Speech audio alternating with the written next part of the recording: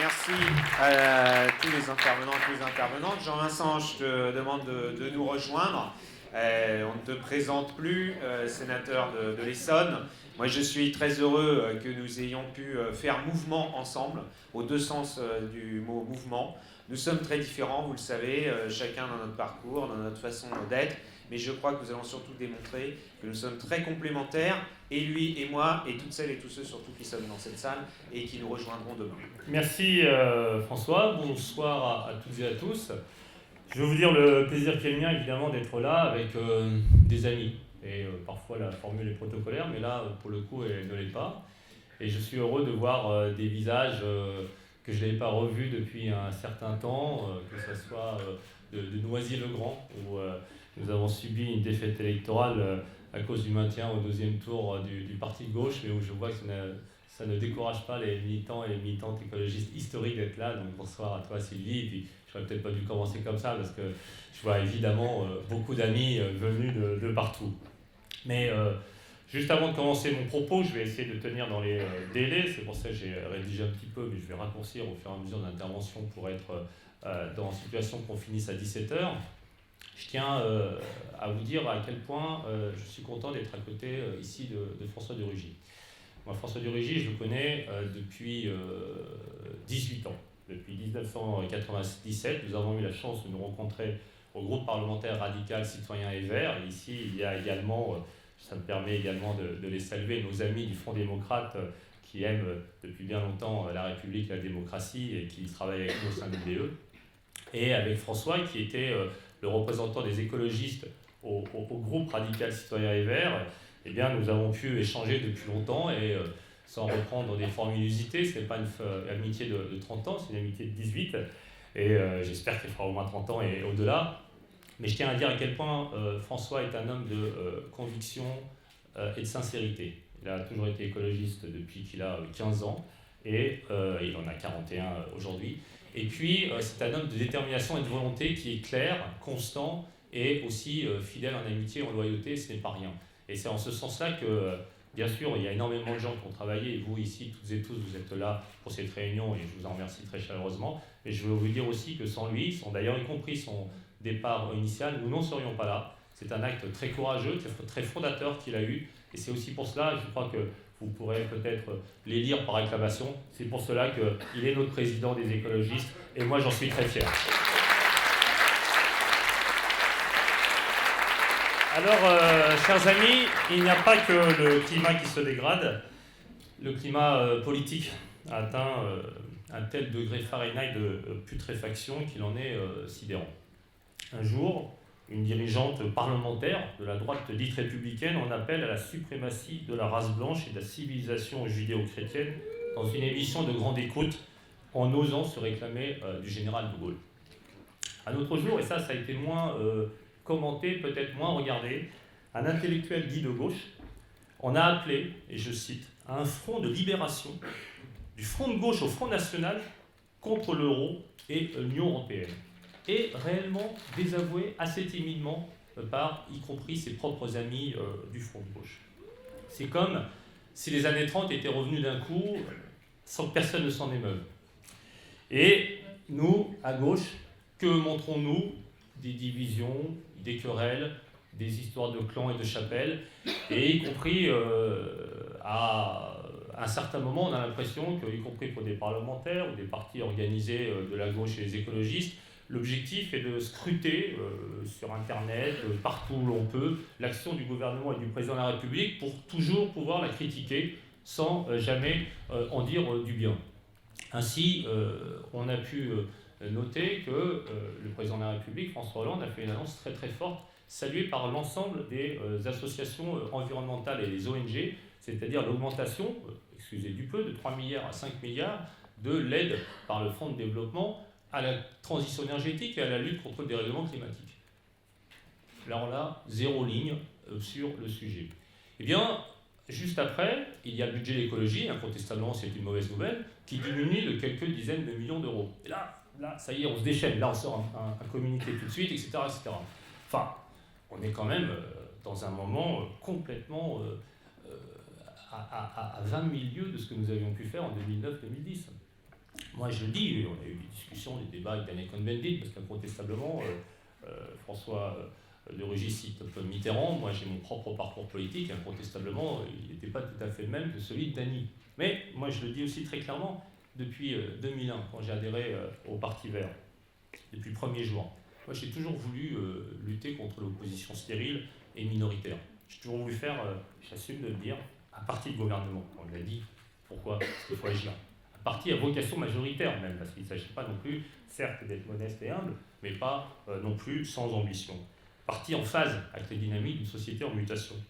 Et les débats, la République, la laïcité, l'entreprise, les entrepreneurs, l'écologie positive, qu'y a-t-il de négatif, si j'ose dire? Nous avons dans un premier temps réussi ce pari d'ailleurs. Ce n'est pas l'essentiel, mais c'est quand même un moyen. Les deux groupes parlementaires ont gagné l'élection présidentielle avec François Hollande, avec un programme qui était fortement écologisé. Alors après, la vérité me pousse à dire que nous pouvons bien sûr discuter de la réalité de l'action, notamment des 2 premières années. Ici, il ne s'agit pas, et nous ne sommes pas des turiféraires du pouvoir du président de la République. Nous sommes des soutiens, nous sommes la majorité présidentielle, nous faisons des propositions, nous faisons aussi des critiques, c'est bien naturel. Mais franchement, l'histoire de la sortie du gouvernement totalement improvisée, confuse, et d'ailleurs toujours sans aucune explication. Et c'est tout de même incroyable que l'année où le président de la République prend le risque, parce que c'est plutôt un risque en réalité, c'est ultra casse-gueule politiquement, cette histoire de conférence climat, 196 pays à convaincre sur tous les éléments que Stéphanie Lux, qui travaille avec Nicolas Hulot, a parfaitement rappelé.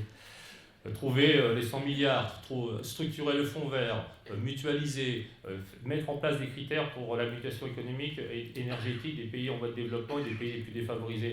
Est-ce que vous croyez que ça se fait comme ça, surtout quand on discute avec les Américains, les Chinois qui sont réactifs, les Canadiens, les Australiens, etc. etc. C'est un monde en mutation extrêmement dur à gérer, à arbitrer, à trouver des compromis, des alliances. Et c'est à ce moment-là, alors qu'on nous propose à nous, les écologistes, de nous occuper directement du sujet, l'écologie en direct, l'énergie en direct. L'énergie en direct, ça veut dire la tutelle d'EDF et d'Areva.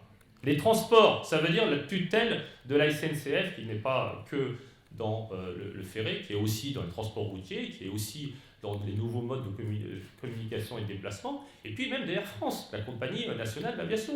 Mais quelle drôle d'idée, tout de même, à ce moment qui est perçu comme historique pour 186 pays, de refuser d'assumer les responsabilités. Qu'est-ce que ça veut dire cela par rapport à ce qu'on veut faire de la politique? Ça veut dire qu'on ne veut pas faire de la politique, ça veut dire, comme François l'a dit, c'est-à-dire qu'on veut être éventuellement, et je reconnais les valeurs qui sont portées par ces gens-là, mais on veut surtout être spectateur, et puis surtout on veut avoir en réalité une forme de main propre dont on sait comment cela finit. Et puis là, dernièrement, ça a été dit par Marie-Pierre, qui est de cette région, ne pas avoir la vision historique de la question du Front National. Alors, ça ne suffit pas de les diaboliser, on est bien d'accord. Ça ne suffit pas de les stigmatiser, on est bien d'accord. Mais on peut quand même s'organiser pour les battre, pour être en confrontation avec eux. Mais ne pas voir que dans ces régions-là, le Nord-Pas-de-Calais, Picardie, les régions justement qui ont souffert de l'absence de mutation écologique de l'économie, parce qu'une vieille industrie, des territoires ruraux délaissés, des services publics aussi en déshérence, et puis les difficultés liées dans des régions côtières comme celle-ci par la pêche et tous ces métiers qui évoluent depuis des dizaines d'années. On prend voir ça le Côte d'Azur aussi. Enfin, quelle idée quand même pour rassembler la gauche, d'aller la fracturer en s'unissant avec une petite partie du front de gauche. Et c'est comme ça qu'au deuxième tour, on va essayer de battre Madame Le Pen et Madame Marion Maréchal Le Pen. Mais comment on peut inventer des idées pareilles? Alors moi je le dis, et c'est pas pour faire de la sémantique, c'est ni François de Rugy, ni moi, ni vous d'ailleurs, qui sommes partis d'Europe Écologie Les Verts. Ce sont eux qui ont quitté l'idée même d'Europe Écologie Les Verts. Ce sont eux qui ont quitté l'idée du rassemblement. Ce sont eux qui ont quitté l'idée de parler avant tout d'écologie, et comme ça a été très bien dit, d'arrêter de s'embrouiller entre eux, parce que j'allais dire entre nous, vous voyez, par la force d'habitude, entre eux, sur des combats secondaires, ou même parfois importants, parce que Véronique l'a dit, la question de la fin de vie, c'est extrêmement important. Mais enfin, sérieusement, on peut peut-être être écologiste en étant pour ou contre l'euthanasie. C'est la même chose pour la PMI, PMA, c'est la même chose sur la prostitution, c'est la même chose sur les questions internationales. On passait un temps fou à s'empailler sur des histoires de communiquer avec des virgules pour je ne sais quoi, tranché par 40 votes contre 39, Alors qu'on ne parlait plus de la COP21, de la transition énergétique, de la biodiversité, ou de l'environnement et de la nature, y compris quand moi je parlais de la condition animale, tout le monde commençait à se foutre de moi, ce qui m'a toujours beaucoup énervé. Alors, notre feuille de route, parce que nous sommes à un congrès fondateur, donc justement il ne faut pas faire que des commentaires. Nous, on l'a dit, on veut fédérer et rassembler. Fédérer et rassembler l'écologie responsable, réaliste, réformatrice, démocrate, l'écologie sociale, sociétale. Et nous voulons travailler avec les élus, les militants, et nous on aime les élus, parce que plus on a d'élus, et plus c'est quand même facile de transformer le pays. Et on nous dit parfois, c'est une écologie de droite. Ah bon? Qu'est-ce que ça veut dire? On nous dit que nous cautionnerions la politique d'austérité. Mais je pose la question d'ailleurs sur le fond, et c'est rare qu'on puisse en discuter réellement. Est-il naturel que l'écologie encourage les déficits publics? C'est une question importante. Est-il naturel que notre économie ne soit pas compétitive, nous qui proclamons l'excellence de l'économie verte, circulaire et collaborative? En quoi soutenir un pacte avec les entrepreneurs, le développement de l'innovation, la recherche, les nouvelles technologies, la formation, le soutien aux PME, des startups? En quoi ce serait anti-écolo? Ce qui compte, c'est la destination. C'est est-ce qu'on aide la mutation écologique de l'économie, ou alors est-ce qu'on aide le productivisme et qu'on fait des routes et des aéroports supplémentaires? C'est ça la vraie question. Donc nous, on doit accueillir, on doit aller chercher les gens, toutes celles et tous ceux, et j'en vois beaucoup qui sont là, de la nouvelle économie, auxquels plus personne ne parlait, parce que repliés, y compris dans des analyses macroéconomiques assez sommaires, qui pouvaient être un peu caricaturales. On n'a pas de tabou idéologique à avoir. Et on n'a pas non plus à demander le passeport et l'ADN de celui qui vient militer pour l'écologie. Là où on était avant, on avait l'impression qu'il fallait partager les 120 idées du programme commun pour avoir le droit d'être écologiste, et sinon on était stigmatisé, y compris sur le plan vestimentaire. Donc à un moment, ça suffit. Et moi je vous le dis, demain, si Chantal Joanneau, Jean-Louis Borloo, d'autres venaient frapper à la porte, je vous le dis les amis, ils seraient les bienvenus, parce que nous devons aller chercher toutes celles et tous ceux qui portent une part de vérité sur les questions de fond, sur les questions écologiques. Et c'est ça qui doit nous animer. Et deuxièmement, il y a toujours des concepts, et nous le concept de la social écologie, c'est celle-là que nous voulons promouvoir incontestablement, l'écologie est sociale.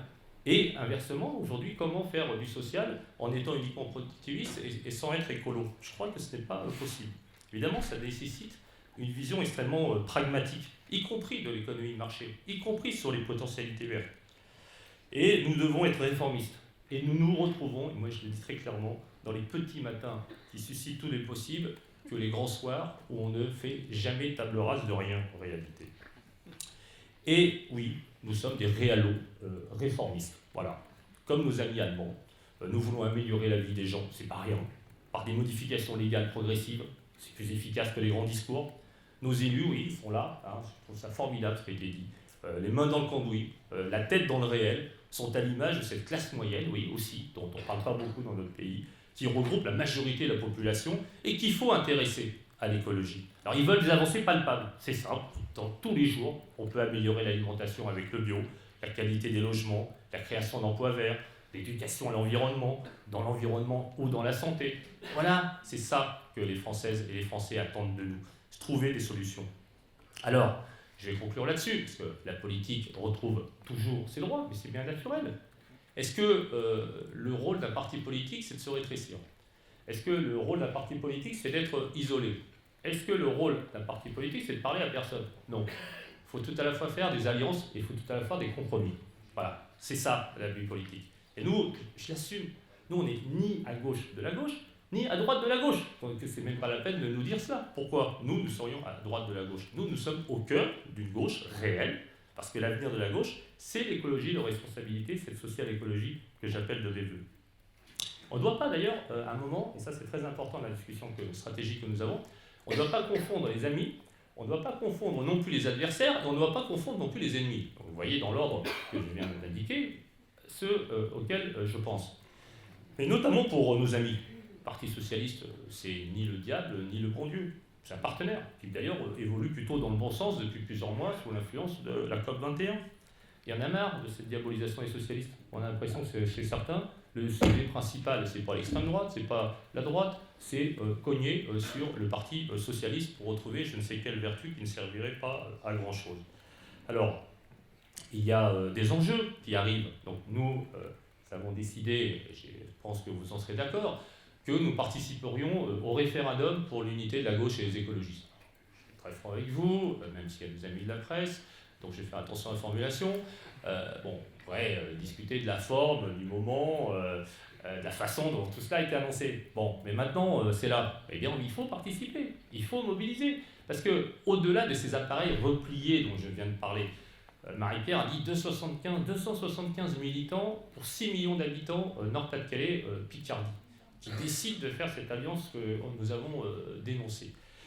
Combien à côté de milliers, de dizaines de milliers, peut-être de centaines de milliers de personnes qui justement, et en ont marre de cette espèce de militance professionnelle, ont fui nos partis respectifs et seraient intéressés pour participer d'un clic ou sur le marché à cette idée de l'unité de la gauche et des écologistes face à la droite et à l'extrême droite. Cela n'épuise pas évidemment le débat de fond entre nous, la nécessité de faire des grandes réformes écologiques davantage. Nous sommes bien d'accord, mais là nous sommes face aux urgences, pas seulement face au constat qu'on peut faire du temps passé, aussi court soit-il. C'est pour ça que nous avons choisi de nous rassembler avec Front démocrate et avec également nos amis de Génération Écologie. Nous aurons le 17 octobre, et je suis sûr que toutes celles et tous ceux qui sont là auront à cœur de venir aussi nous renforcer, de 14h à 17h à la Villette, vous pouvez le noter. Eh bien, nous voulons être au cœur de la future alliance populaire que nous appelons de nos voeux. Alors, les régionales arrivent, bien sûr, et nous assumons. Nous assumons la discussion de fond avec les équipes des présidents socialistes sortants. D'ailleurs, on l'assume depuis beaucoup, parce que par exemple en Île-de-France, ça fait 17 ans qu'on nous l'assumons, puisque nous sommes dans l'exécutif du Conseil régional d'Île-de-France, et nous co-gérons 50% du budget de la région sous l'autorité de Jean-Paul Huchon. C'est pas rien de gérer 50% d'un budget, et bien sûr, on va faire une liste à part, alors qu'on voit bien qu'il y a une certaine forme de dynamique autour de Madame Pécresse. Donc oui, nous assumons la discussion sur le fond, le bilan, et nous pensons que nous avons bien agi pour l'écologie dans les régions, et nous voulons continuer. Nous pensons que justement, par rapport au dérèglement climatique, par rapport à la transition énergétique, c'est le moment d'amplifier, de renforcer la puissance des politiques publiques que nous avons déjà mises en place avec les idées qui sont les nôtres. Donc nous assumons la discussion sur le fond, nous assumons bien sûr la discussion sur les responsabilités, et nous aurons ces réflexions-là qui vont se concrétiser dans les jours à venir, dans le cadre de la dynamique sur le référendum de l'unité de la gauche et des écologistes. Et puis bien sûr, nous aurons d'autres réflexions pour la suite, avec en ligne de mire incontestablement la question de la présidentielle. On l'a vu à quel point, y compris, et j'en étais moi-même un peu surpris dans notre propre formation politique passée, la question de la présidentielle rend fou les gens. C'est quand même incroyable que dès qu'un quinquennat commence, on pense déjà à l'élection présidentielle suivante. Et à un moment, on se dit qu'on est pareil, et moi je suis toujours surpris de l'aspect irrationnel, mais tout de même, là on est quand même arrivé à un moment où cela n'a plus aucun sens. On voit la situation qui est là, et ce n'est pas une situation nationalo-française. Quand la semaine dernière, en Autriche, ils doivent être 10 millions en Autriche, il y a peu d'immigration, et ils sont riches. L'extrême droite a fait plus 15%.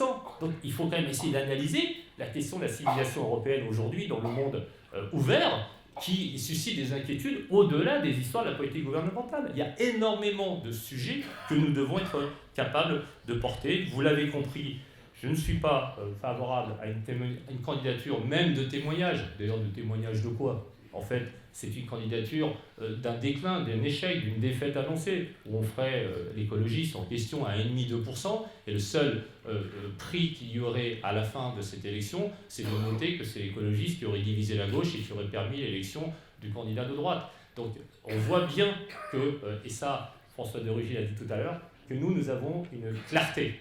C'est ça qui est important aujourd'hui dans cette période de confusion extrême.